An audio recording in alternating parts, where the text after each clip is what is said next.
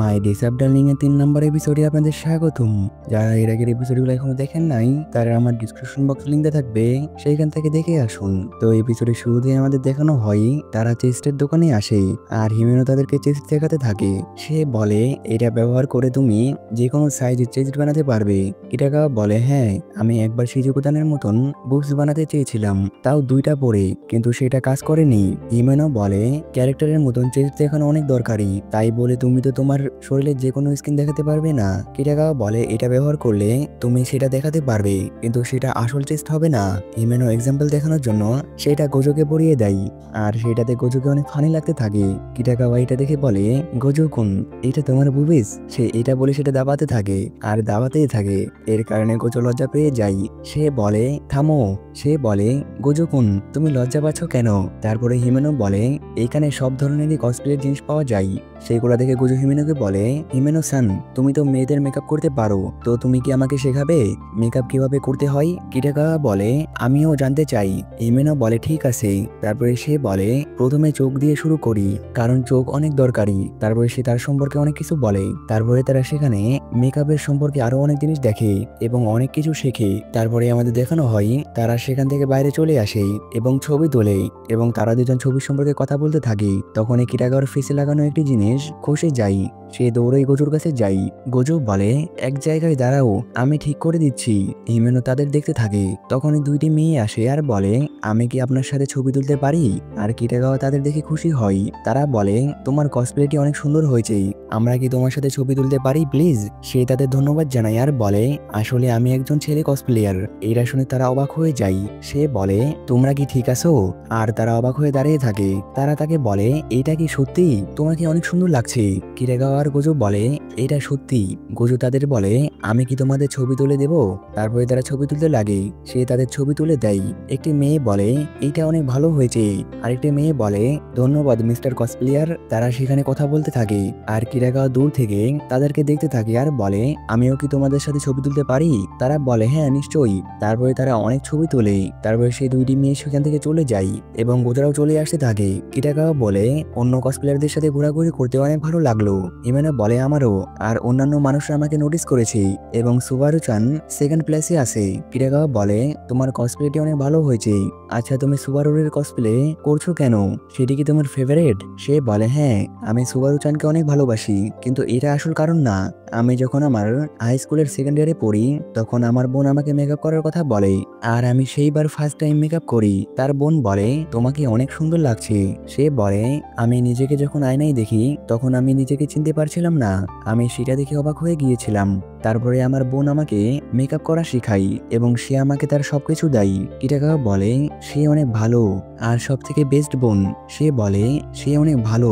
তারপরে আমি মেকআপ ব্যবহার করা শুরু করি এবং আমি সুবারু চানের কসপ্লে শুরু করি। ক্যারেক্টারের মেকআপ নর্মাল মেকআপের থেকে অনেক আলাদা, সেই জন্য আমি কষ্ট করি, কিন্তু আমি এটাতে মজা পাচ্ছিলাম। আমার পরিবার ওপেন মাইন্ডেড, সেই জন্য আমার আম্মু আমাকে অনেক অ্যাডভাইস দেয়। আমার ভয়েস অনেক আস্তে, আমি শুধু দেখতে ছেলেদের মতন, সবাই আমাকে নিয়ে কথা বলে, সেই জন্য আমি নিজেকে হেট করি। কিন্তু আমি কসপ্লে করার পর থেকে আমি অনুভব করি আমি অন্যদের মতো নেই। আর সেই সময় থেকে আমি নিজেকে ভালোবাসি। আমি আরো কসপ্লে করি এবং আমি আরো কনফিডেন্স পাই এবং আমি অন্যদের কাছে নার্ভাস হওয়া ছেড়ে দিই। তারপরে আমি কলেজ শুরু করি।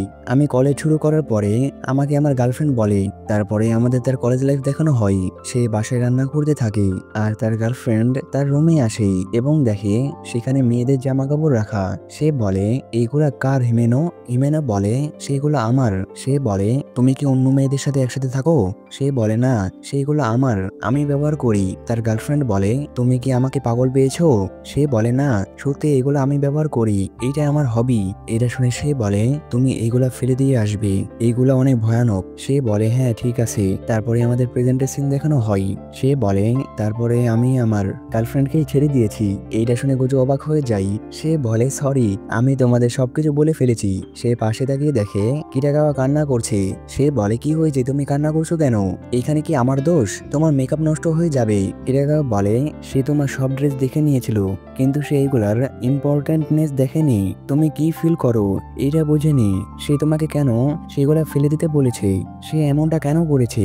আর তারা দুজন চুপচাপ এসব শুনতে থাকে। হিমেনও বলে কোনো সমস্যা নেই, এইগুলাতে আমার কোনো কিছুই হয়নি, আমি একদম ঠিক আছি। আমার এক্স আমাকে এসব কিছু বন্ধ করতে বলেছিল, আমি এইগুলা ছেড়ে দেওয়ার কল্পনা করেছিলাম এবং আমি ভয় পেয়ে যাই।